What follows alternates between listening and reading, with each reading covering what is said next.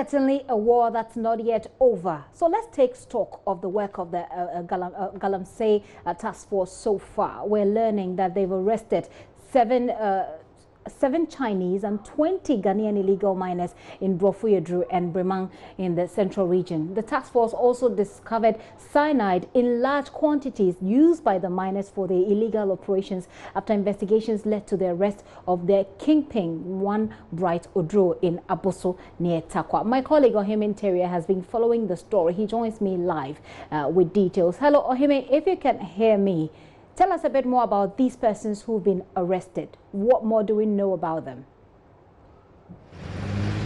Thank you, Gifty. The Operation Vanguard team has been busy in the last 3 days, and they have been tough on illegal miners.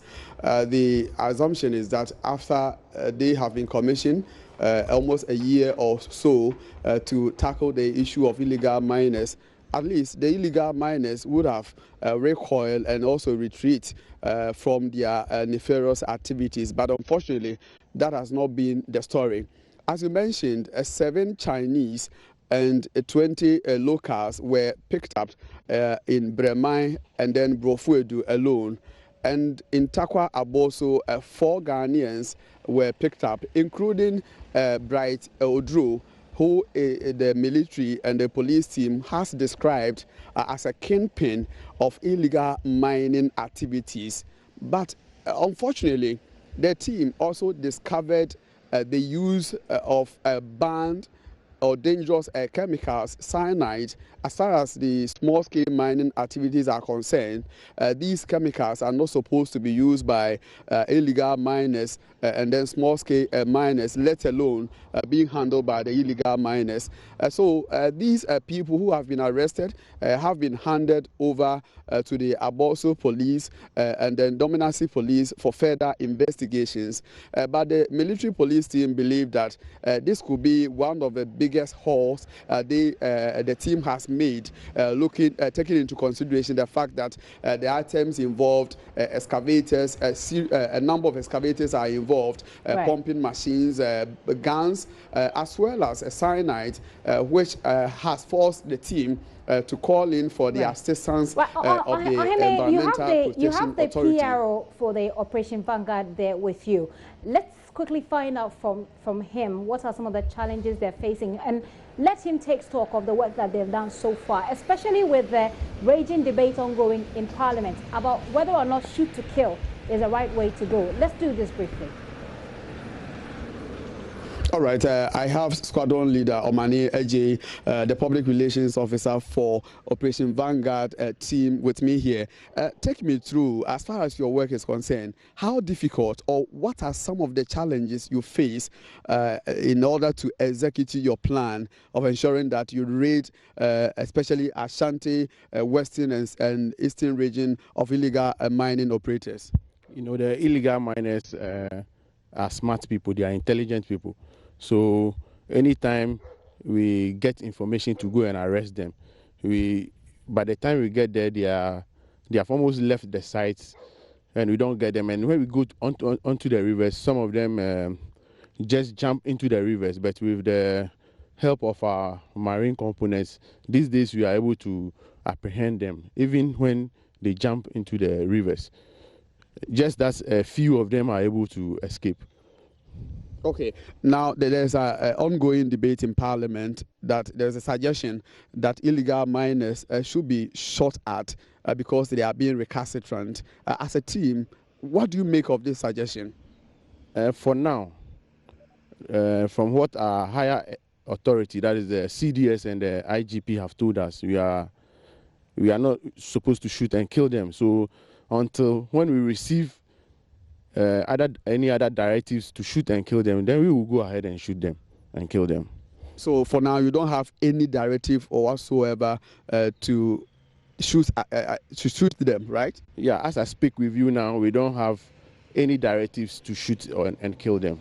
So take me through your activities since you were outdoors. What are some of the successes you have chalked, and what are some of the difficulties you have faced as far as your work is concerned?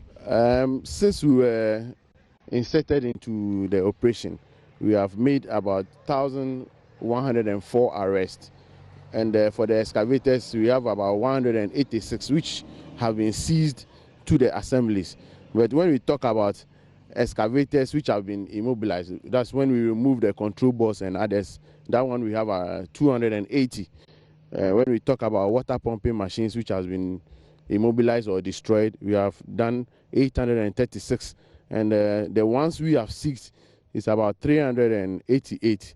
For vehicles, we have 64 vehicles, motorbikes 58. And when it comes to arms and ammunition, for arms, we have 94 arms have been seized, and the ammunition is about 2,270. And for dynamites, you know what dynamites can be used for. That one we have about 14. So in a short period, this is what we have been able to achieve. Do you also burn down some of these equipments that you seize? Actually, it's just the chamfans that are on the water bodies. You know, they are built on a platform. So when we go and destroy them, we cannot pull them back to base. So we burn them. So it's only the chamfan? Yeah, the chamfan. Okay. I was thinking that once you have been seizing the excavators and the pumping machines, probably you can also make efforts to also seize these equipments and bring them to your base. So why do you have to even, for instance, set the chamfan ablaze? Is it that you don't have the strength, that resources to pick them up? Yes, of course. If you go to the river bodies, you know these chamfans, they are built on platforms, dredging platforms. So we cannot pull them back to base. It will be very difficult. So the best to do is to destroy them, and when there's difficulty in doing that, we set them ablaze. Is it not surprising that you've been in existence for more than a year, but we still have some illegal miners operating at your operational areas? It is surprising, but you see, these illegal miners, some of them are very recalcitrant. The more you chase them, the more they come back to the same place. So we keep on advising the general public to desist in doing illegal mining. But then if they are not going to stop, we will also come after them wherever they are. I see. So Gifty, that has been Squadron Leader Omane Eje, the Public Relations Officer for the Operation Vanguard team, taking us through their activities and the challenges that they go through. And I must say, with the chamfan machines that he mentioned, they are the dredgers used mostly by the illegal miners operating at the riverside. So it's very difficult to even pick them and then bring them to the shore, let alone send them to their base. Right. Ohime, thank you very much for that update there. Ohime Terrier with Squadron Leader Omane Eje. Well, you heard his position on whether or not shoot to kill is the way to go. They are just on call. If they're given the order, they will follow the order. At the moment, he says they have not been given any order to shoot and kill. But if they have that order, obviously they will do their job from what he says. We're still on illegal mining now. A royal family and landowners of Wassa Jabo in the Western region are threatening to raise arms against a Canadian mining firm they claim is destroying the upper Wassa Forest Reserve despite the ban on mining.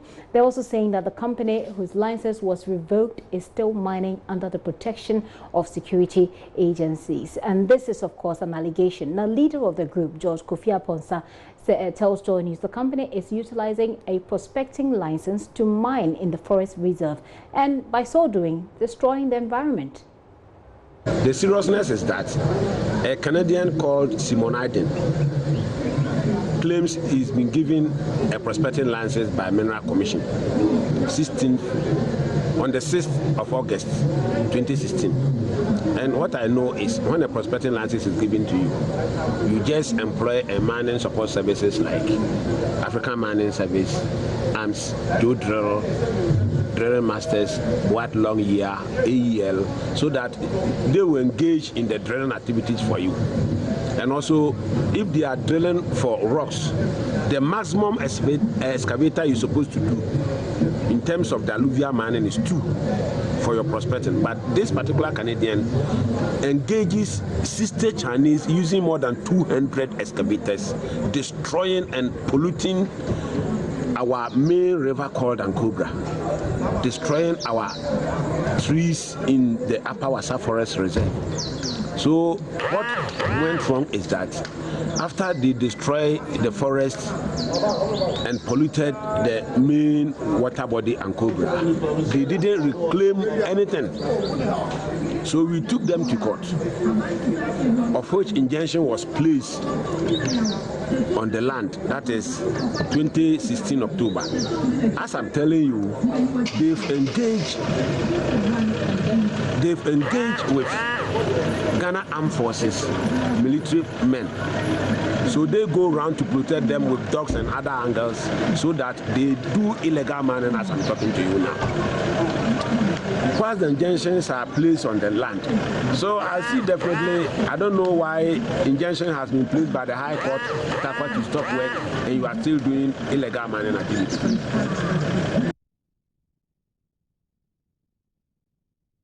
That's definitely, and we are having a documentation that they said they pay only 5,000 Ghana cedi to the Forestry Commission. Just imagine, 72 kilometers square of land. You just pay. Erastus Asare Donko followed that story, and of course these are serious allegations we have not independently verified that. But Erastus is on the line with me. Erastus, are they presenting any evidence to back the claims they're making against the firm and the fact that they're using national security or state security apparatus to protect themselves? Well, with that concerning military men being used, they did not show us that evidence, but they showed us some pictures of damaged forest, trees that have been uprooted, and the extensive destruction caused to their farmlands and even the forest reserve. That's the Wasa Forest Reserve. They are saying that they have evidence, they have videos, and if we doubt them, we should go to the High Court and check their suit with the company and subsequently verify for ourselves in the forest reserve the extensive destruction caused by this mining company. Erastus, it's that if they don't have any evidence, all they have is destroyed land, etc., what makes them say that the military would be involved? And is the Operation Vanguard not there? Well, they are saying that Operation Vanguard has been in and out of that area, and there is a conflict. That's what they are alleging, that there is a conflict because there is a military personnel base that is protecting this company and giving them security support to engage in the so-called illegal mining. And so whenever the Operation Vanguard personnel get to that place, it becomes a conflict between the two, and Operation Vanguard personnel are forced to move out. That is what they are claiming. So they want us to subject their claims to scrutiny. They want us to enter the forest, see for ourselves what they are saying. Does the company has any response to these allegations? In fact, we've not been able to contact the company yet. We are yet to do those checks, and if possible, go to the forest, the Wasa Forest Reserve, to see things for ourselves, the extent of destruction and all that. Erastus, thank you very much for that update. Erastus Asare Donko with that report there. And of course, it's a story that will be following the Operation Vanguard doing their work. But the fight against Galamsey still looks like it's raging on.